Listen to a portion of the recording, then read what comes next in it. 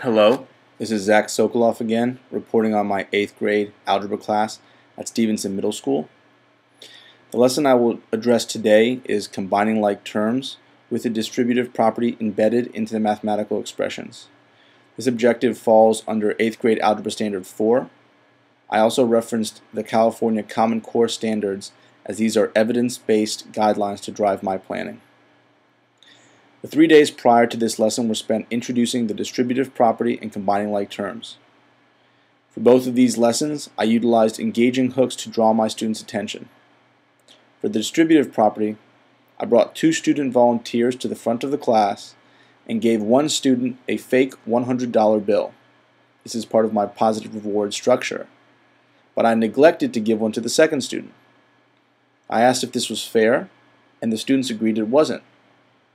This exercise was personal and demonstrated how each component of an expression must be accounted for when distributing. For combining like terms, I borrowed a method used by Professor Clemmer in class. I identified students who were and were not wearing hooded sweatshirts and asked one group to stand up. We tried to think of what separated the people standing from the people sitting, ultimately arriving at our conclusion of sameness or combining like terms. These methods help prime students for the material and develop what Reddish calls associational activation. I planned my lesson on combining like terms with distribution using data I collected from exit slips during my initial lesson on the distributive property. I found that a majority of my students were comfortable with that topic, as shown here in one artifact. However, some had more difficulty, as shown here in this artifact. So you can see this part of the problem is incorrect. Therefore, my do now is a scaffolded distributive property problem to help prepare my students for the day's lesson. Further, I took Miss Clemmer's advice and abandoned standalone review of old material.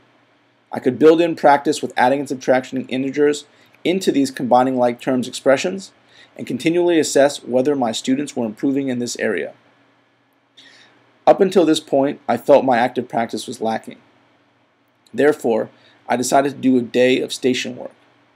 My fear going into this lesson was that my behavior management was not sharp enough to ensure my students were working and not simply goofing around. For some of my classes, this fear proved to be unfounded and the stations worked well. However, for some classes, the self-regulating mechanisms were not as effective and the class devolved into a loud, unproductive mess.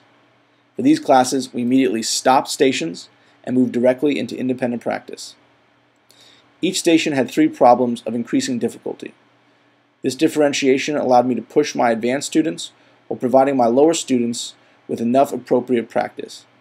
There were approximately 4 to 5 students at each station, and I placed great emphasis on checking answers with group mates and explaining how you arrived at this answer.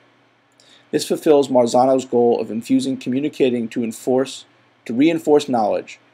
One of my biggest concerns is that my students are not retaining the information I teach, and I plan on including more explanation-based questions into note-taking and assessments.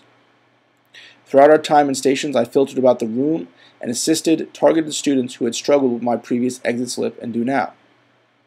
I helped guide them through the steps of the problem, made sure they understand why we performed each step, and ultimately had them work with students who were more comfortable with the material. At the close of the lesson, I brought my students back together and handed out an exit slip. The problem mirrored the problems we had been doing all day at stations, providing me with more evidence about who understood the material and who persisted in their struggles. Roughly 75% of my students successfully answered the exit slip question. A full credit response looked like this. However, the remaining 30% of students continued to be confused with the topics. This is a student who did not grasp combining like terms,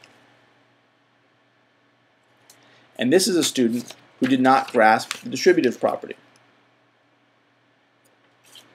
I will continue to provide support to these students going forward. As explained above, my biggest concern is a lack of retention. I think greater amounts of explanation will improve this, but it is an uphill battle to get my students to justify their responses. However, I will continue to weave this type of questioning into my lessons, and I think I will begin to see improvements.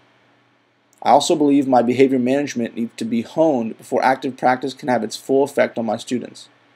Their motivation to do the work is not strong enough to suppress their desire to talk with their friends, and any advice on how to implement active practice exercises with potentially unruly or unfocused students would be greatly appreciated.